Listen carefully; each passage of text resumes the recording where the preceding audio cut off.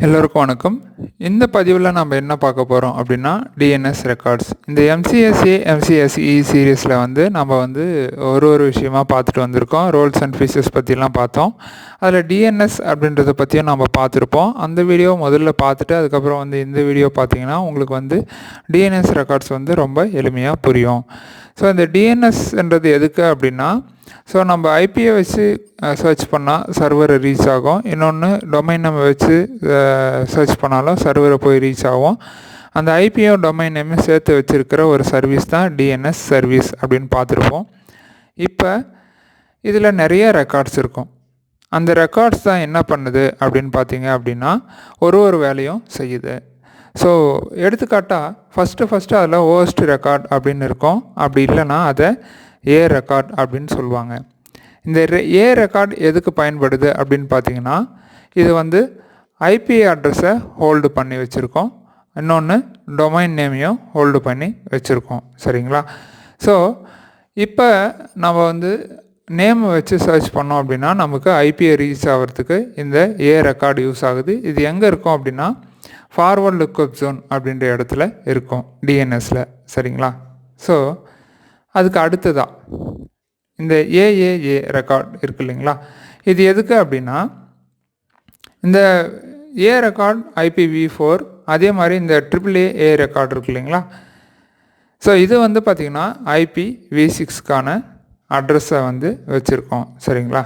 So அதுக்கு அடுத்ததாக பார்த்திங்கன்னா இந்த சி நேம் அப்படி இல்லைன்னா அலைஸ் நேம் அப்படின்னு சொல்லுவாங்க. இந்த சி நேம் ரெக்கார்ட் எதுக்கு யூஸ் ஆகுது அப்படின்னா, இங்கே என்ன சொல்கிறாங்க, forward one domain or sub domain to another domain அப்படின்னு சொல்கிறாங்க. எடுத்துக்காட்டாக சொல்லணுன்னா, இப்போ நீங்கள்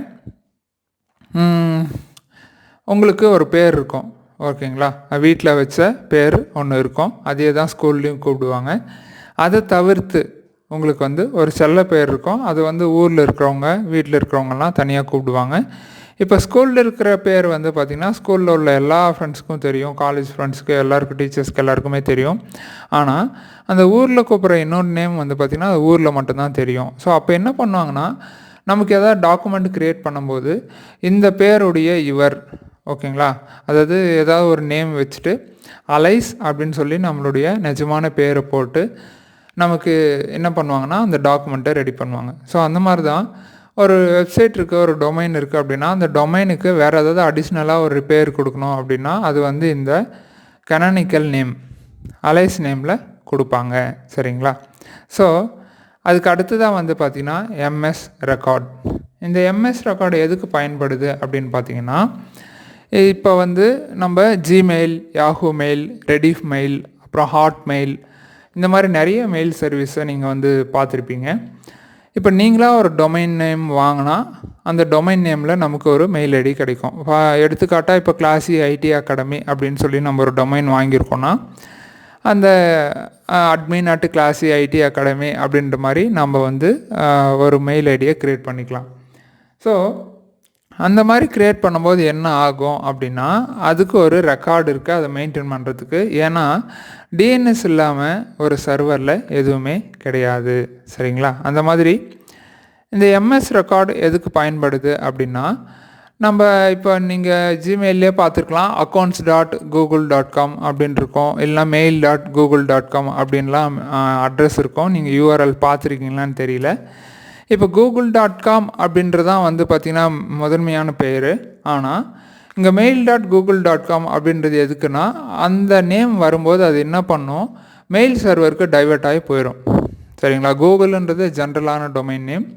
இப்போ mail.google.com அப்படின்றது பார்த்திங்கன்னா கூகுளுக்கான சர்வருக்கு ரீடைரக்ட் ஆகிறது. சரிங்களா? ஸோ அந்த மாதிரி மெயில் சர்வருக்கான நேம் பார்த்திங்கன்னா இது வச்சுருக்கோம். அதுதான் எம்எஸ் ரெக்கார்டுன்னு சொல்லுவாங்க, இல்லைனா எக்ஸ்சேஞ்ச் ரெக்கார்ட் அப்படின்னு சொல்லுவாங்க. சரிங்களா? சரி, அதுக்கப்புறம் டிஎக்ஸ்டி ரெக்கார்ட். இது என்ன பண்ணுது அப்படின்னா, let's an admin store text notes இந்த ரெக்கார்ட். ஸோ இந்த ரெக்கார்டில் அட்மின் டெக்ஸ்ட்டை ஸ்டோர் பண்ணி வச்சுருப்பாங்க அப்படின்னு சொல்கிறாங்க. இது இமெயில் மாதிரி செக்யூரிட்டிக்கெல்லாம் இது பயன்படுது அப்படின்னு சொல்கிறாங்க. அதுக்கு அடுத்து தான் என்எஸ் ரெக்கார்ட். இந்த என்எஸ் ரெக்கார்ட் அப்படின்னா என்னென்னா நேம் சர்வர் அப்படின்னு சொல்லுவாங்க. இது என்ன பண்ணோம், store the name server for the DNS entry. ஓகேங்களா. ஸோ இப்போ நம்ம வந்து classicitacademy.com அப்படின்னு ஒரு சர்வரில் க்ரியேட் பண்ணுறோம் அப்படின்னு வச்சுக்கோங்களேன். அந்த நேமை வந்து classicit academyன்ற நேம் மட்டும் இது வச்சுருக்கோம். சரிங்களா.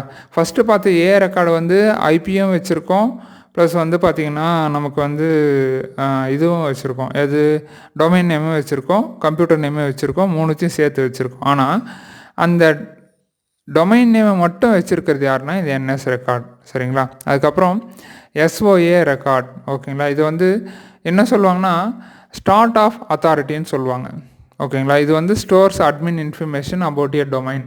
ஸோ அந்த டொமைனில் இருக்கக்கூடிய அட்மினிஸ்ட்ரேட்டர் யாரோ அவருடைய தகவலை இது வச்சுருக்கோம் அப்படின்னு சொல்கிறாங்க.